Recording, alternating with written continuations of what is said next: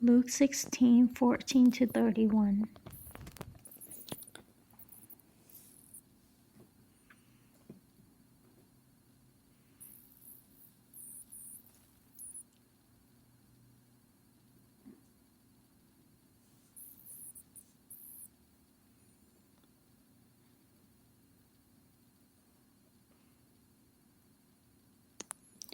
Well, I think it's because of this one that the translation was a little bit off. In the previous versions that I read, it was Lazarus was comforted in Abraham's bosom, not a banquet. So I don't know what the original Hebrew and Greek translation says, but like they translated it weird. So what I remember was that Lazarus was comforted in Abraham's bosom. So Abraham's bosom I thought was kind of like heaven. I'm not sure what. And then so what happened to the rich man? He was in anguish in kind of like a separate place that was kind of like separate from where Lazarus was. And Lazarus was comforted.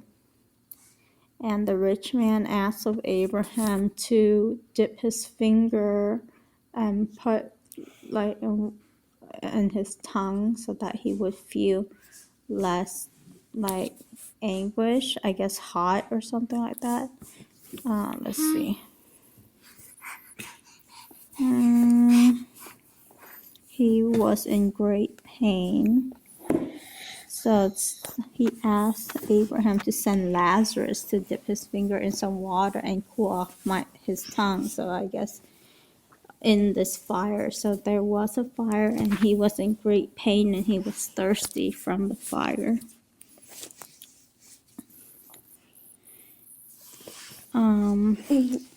I can learn from this parable that there is a gulf dividing like the dead, the ones who are comforted in Christ and the ones who are not. And then and that we need to the worldly riches is nothing to God. We should instead like do things that are pleasing to him. We need to have a relationship with him.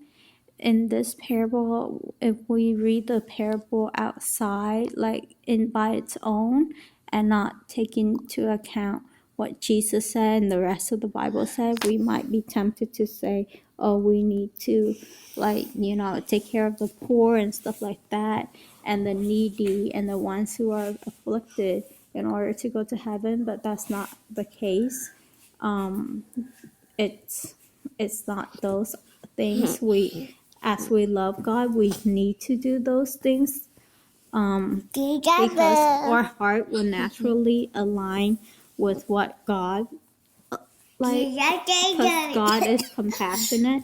Our heart will be compassionate if we are really children of God, but that doesn't mean we do those things to go to heaven. Đừng có gã đò con. Amen.